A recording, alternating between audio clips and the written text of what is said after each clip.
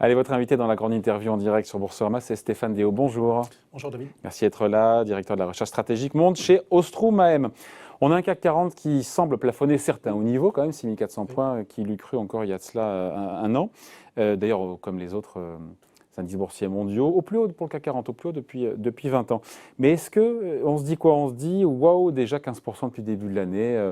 Voilà, on signe tout de suite pour que ça reste là d'ici dans les prochains mois, ou est-ce qu'on se dit quand même l'euphorie boursière a un petit peu perdu de sa superbe et de sa vigueur? Alors on se dit qu'il y a beaucoup de bonnes nouvelles qui sont déjà dans les prix. On s'attendait effectivement à une performance de 10 à 15% sur l'année. Mais voilà, et on a fait l'année au bout de 5 mois. Hein. Exactement. Ce que je trouve très intéressant, c'est la saison des résultats qui est finie maintenant. Les entreprises qui ont publié de très bons résultats, et c'est la majorité, hein, la saison des résultats a été très bonne. Ces entreprises n'ont pas été rémunérées par le marché, c'est-à-dire qu'elles n'ont pas progressé encore plus. C'est venu valider par anticipation la hausse des marchés les derniers mois. Par contre, celles qui ont déçu ont été très pénalisées par les marchés. Et ça, c'est typique d'un marché qui a déjà inclus énormément de bonnes nouvelles. Donc quand vous lui donnez une bonne nouvelle, il dit ben oui, je sais, d'ailleurs c'est déjà dans les prix, donc pas de raison de monter plus. Par contre, quand vous avez une mauvaise nouvelle, là évidemment il faut repricer et donc vous avez une baisse très très forte. Donc pour répondre à votre question, je pense que le marché a toujours raison, évidemment. Donc le marché a eu raison. Non, il a tous les jours raison, même s'il n'a pas toujours raison, c'est ça là. Voilà. Elle est bonne, celle-là. Donc il a fait le pari d'une reprise économique, mais c'est vrai qu'on est allé très vite en besogne et il faut une pause qui, je pense, est saine. Et vous l'avez dit, depuis un mois, on n'a quasiment rien fait sur le CAC, en fait. Donc l'optimisme reste de mise, mais il y a plus de prudence de la part des investisseurs. On est beaucoup plus prudent à court terme.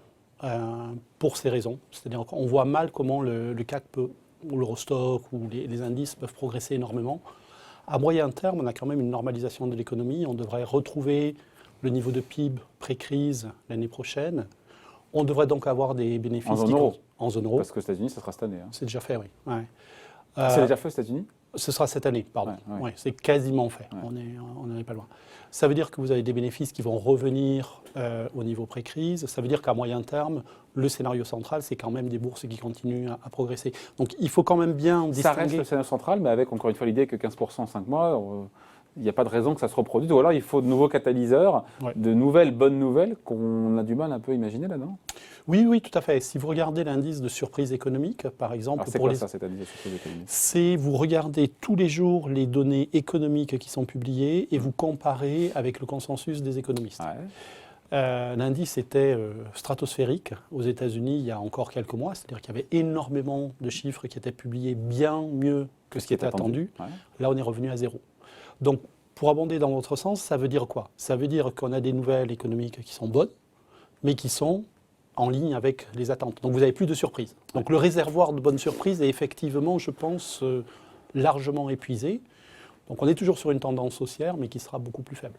Ouais, avec des grosses incertitudes qui se posent, évidemment, dont on parle, et qui portent essentiellement sur quoi? Sur l'intensité du rebond de l'inflation. C'est le sujet de conversation en salle de marché depuis maintenant plusieurs mois. Parce qu'il faut dire ce qu'il y a du côté sanitaire quand même, les campagnes de vaccination avancent vite. C'est quoi? C'est un Américain sur deux qui est totalement vacciné, là où un Français sur deux a une première dose. C'est à peu près ça. On vaccine en Europe à peu près 1% de la population par jour. C'est à peu près l'ordre de grandeur. Donc ça va effectivement très très vite. Après, je ne veux pas m'improviser spécialiste des épidémies. On ne sait jamais. Il peut y avoir un variant, etc. Mais bon, comme d'habitude. Je pense qu'effectivement, la partie sanitaire maintenant... Une fois de plus, il ne faut jamais dire jamais. Vous parlez de James Bond, donc il ne faut jamais dire jamais. Mais je pense qu'on est sorti de l'auberge. À voir. La certitude donc sur l'inflation, est-ce qu'elle sera transitoire, temporaire ou pas? Il y a plusieurs écoles. Hein. Après, il y a l'école de la BCE et de la Fed qui nous disent, les gars, circuler, rien à voir, ça sera temporaire, il n'y a pas de quoi s'exciter. Ils sont obligés de dire ça. Ils sont obligés de dire c'est temporaire parce que s'ils ne disent pas c'est temporaire, ils sont obligés de resserrer leur politique monétaire et c'est évidemment trop tôt. Moi, alors vous le savez, depuis plusieurs mois, je plaide pour dire que l'inflation va progresser. Je pense qu'il n'y a plus débat sur l'inflation. Tout le monde est d'accord. Va progresser, oui, mais après, c'est une question de mesure. Hein, voilà. Alors, pour être précis, on est à 4,2 sur les États-Unis. En avril, sur un an. Voilà. Sur les prix à la consommation. Sur les prix à la consommation. Mon modèle me dit 4,9. On peut être à 5 le mois prochain. Oui, mais après, ça redescend très vite. Faut arrêter de voilà. Après, semaine, non? Après, ça redescend très vite. La question, c'est est-ce qu'on redescend sur 3, sur 2 ou sur 1 ?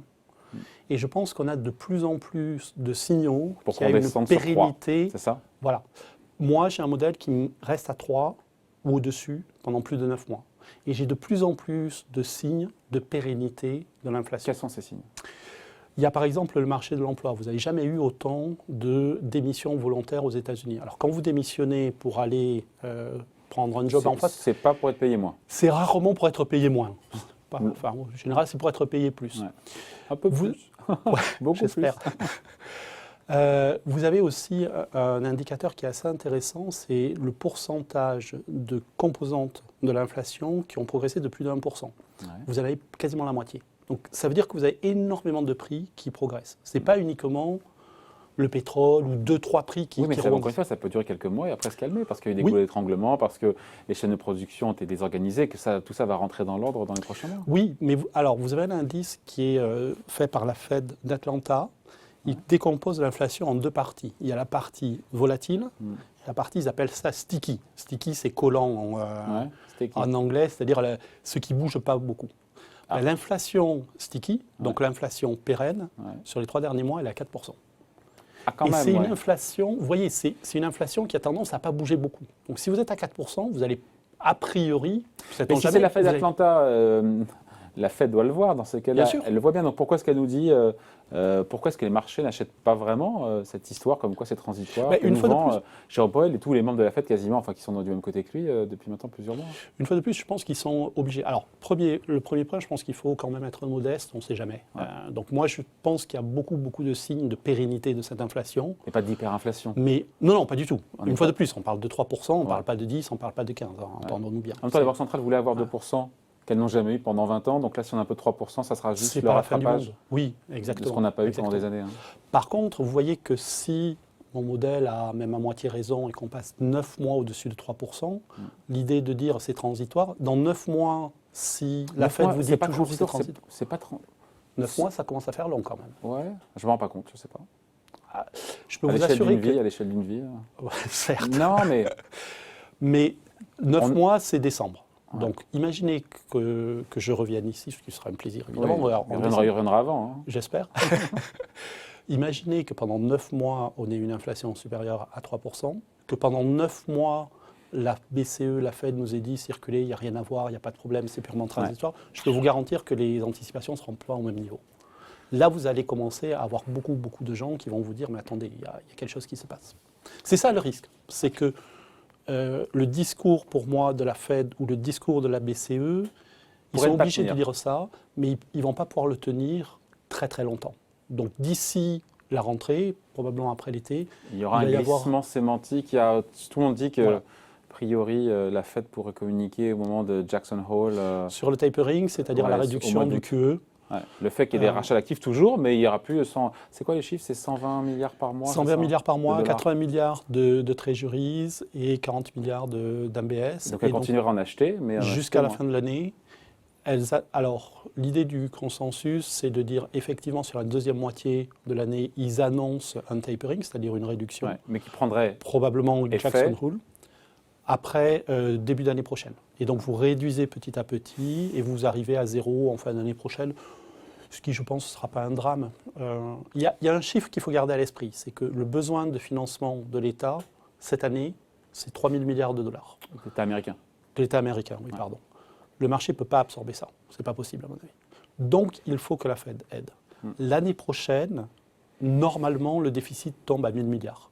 Et donc, le marché peut l'absorber. Mais il y a une forme de crédibilité de la Fed, puisque les taux à 10 ans américains sont redescendus. On est quoi, entre 1,50 et 1,60 ? Ça prouve que pour l'instant, les marchés y croient, non ? On dit les marchés ont un doute et tout, mais non, c'est les économistes qui ont un doute éventuellement, mais les marchés, eux, pour l'instant, font confiance à la Fed. Effectivement, ce que je trouve très intéressant, c'est que si vous regardez les taux d'intérêt, on est autour de 1,6, grosso modo. Par contre, si vous regardez les anticipations d'inflation à 10 ans des marchés, on est à 2,5, grosso modo. Ça, ce n'est pas compatible. C'est-à-dire que si vous me dites on est à 2,5, c'est-à-dire au-dessus de l'objectif de la Fed, pendant 10 ans, ce n'est pas possible que les taux restent à 1,6. Donc à un moment donné, il devrait être où alors ? À un moment donné, il y a un des deux côtés qui va lâcher. Donc soit effectivement, l'inflation est transitoire, je me suis trompé, elle rebaisse. Il ne revient plus jamais ici, lui. Et... Arrêtez. Auquel cas... note 3% pendant 9 mois. Ouais. Auquel cas, les anticipations d'inflation vont se tasser et le 1,6 sur le 10 ans, il est correct. Soit effectivement, on a une inflation qui est beaucoup plus pérenne et le 1,6 va lâcher à un moment donné et on va remonter. Ce qui est notre scénario central. Et donc, on serait sur du 2% en fin d'année sur le... Mais on ne fait rien de dramatique, mais ça nécessite voilà. une modification, encore une fois, pas à la marge, mais un début de modification de cette politique monétaire américaine de crise. Ce n'est pas un crack obligataire, entendons-nous bien. Ouais. C'est-à-dire que 40 BP, c'est-à-dire 0,4% en 2 trimestres, ça va. Non, ça passe crème. On a vu pire. Ouais. Ça veut dire qu'il y a une modification de la politique monétaire. Et ce qui est important aussi, c'est que la Fed a très bien communiqué sur le fait qu'il tolérait une inflation supérieure à 2%.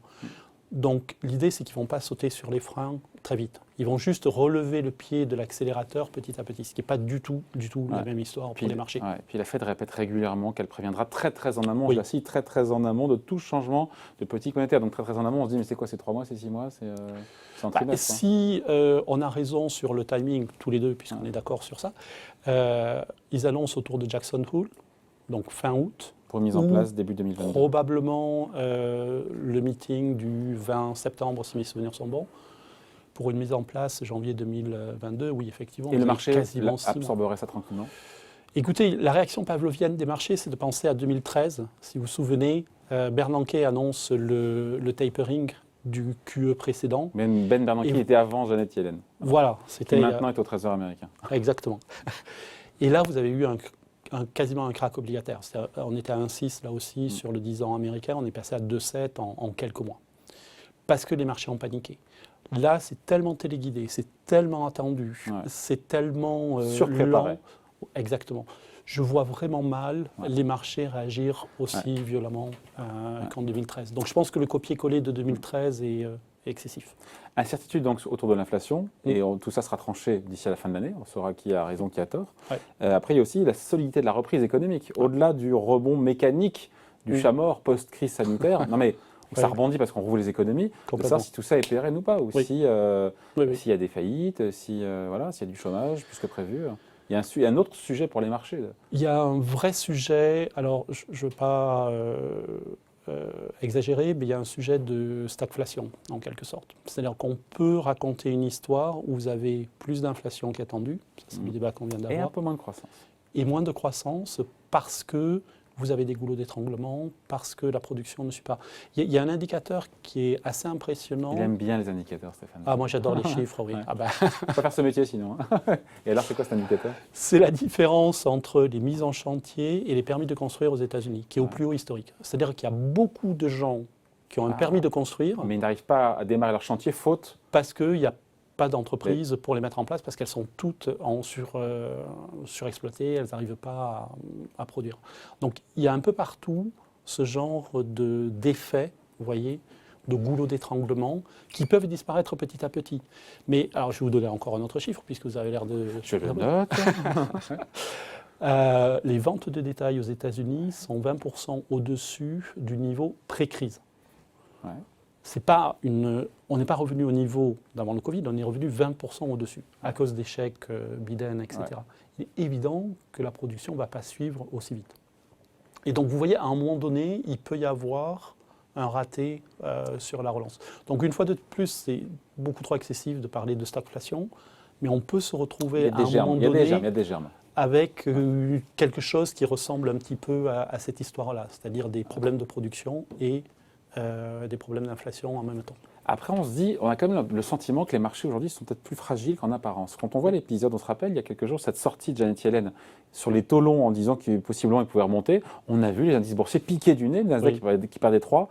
Donc on dit, voilà, il y a toujours une forme d'optimisme plus mesurée, parce que beaucoup de bonnes nouvelles sont dans les cours, et ça on dit depuis un petit moment. Mais il y a aussi une fragilité qu'on ressent aussi, avec des séances de baisse qu'on ne voyait pas il y a quelques mois. Oui, puis on a eu GameStop au début de l'année, on a eu Archegos qui a fait faillite, on a vu les cryptos qui se sont complètement cassés la figure la semaine dernière. Forcément, ça veut dire qu'il y a beaucoup de petits porteurs qui risquent de réaliser des Oui, enfin, en même temps, on pourrait dire aussi qu'on corrige un peu les excès. Pardon, mais s'il y a moins de SPAC qui viennent s'introduire à Wall Street, comme ce qu'on voit maintenant depuis quelques semaines, des boîtes non rentables au Nasdaq, cotées sur le Nasdaq, qui baissent en bourse parce qu'elles ne gagnent pas d'oseille, ou voir les cryptos qui sont en baisse de 30% depuis leur point haut, et ben la bulle se dégonfle un petit peu, non? Je veux dire, c'est aussi une façon, c'est sain quelque part, non? C'est sain, mais ce que je veux dire, c'est que vous voyez, il y a plein de petits effets comme ça. Aucun de ces effets n'est systémique, c'est-à-dire qu'il ne peut pas créer une crise comme celle qu'on a vue il y a un an ou en 2009. Mais on a plusieurs signaux comme ça de stress de marché. Et vous avez raison de parler des SPAC, vous avez des rachats d'actions, beaucoup de choses. Beaucoup de SPAC qui cotent moins que leur cours d'introduction aux États-Unis. Oui, je ne suis pas un expert. Oui, tout à fait. Et les SPAC, pour moi, c'est un des symptômes de cet effet de levier énorme qu'on met dans le système. Donc, je pense qu'effectivement, il y a quand même des fragilités de marché qu'il ne faut pas sous-estimer. Les Anglais disent « death by a thousand cuts ». Tuer quelqu'un avec 100 coups de couteau. C'est-à-dire c'est des petits coups. Mais au bout d'un moment, cumulés, ça peut créer un vrai problème. Donc, ce n'est pas un choc massif comme les subprimes ou le Covid. Mais à force d'avoir tous ces petits chocs qui s'accumulent, ça peut effectivement créer une fragilité de marché. À quoi ça peut ressembler, encore une fois, les marchés marchés boursiers dans les prochains mois? On se dit quoi? On se dit on manque de catalyseurs pour aller plus haut. On ne voit pas de grosses mauvaises nouvelles, puisque, encore une fois, côté inflation, même si effectivement ça accélère un petit peu, on ne va pas aller à 4-5% d'inflation. Les banques centrales ont balisé le terrain comme jamais en disant attendez, tout doucement. On a du mal à voir. C'est là où on a déjà fait 15% sur le CAC 40 depuis en 5 mois. On se dit c'est du mal un peu à... écoutez, on pense pas personne mis dans le mar de café. Je vous présente mes excuses parce que je vais être très ennuyeux, mais je pense qu'effectivement, le scénario central, c'est un scénario où le CAC continue à bouger très très peu. C'est-à-dire que c'est difficile au niveau où on est d'avoir vraiment des surprises très fortes à la hausse et donc un rallye très très fort. C'est difficile aussi... Donc l'année est faite à vous écouter sur le CAC 40. Et sur les indices boursiers mondiaux d'ailleurs. L'année, je ne sais pas, mais en tout cas, les prochains mois, effectivement, on a du mal, sauf à raconter des histoires vraiment exotiques. C'est-à-dire, une fois de plus, un variant indien, etc.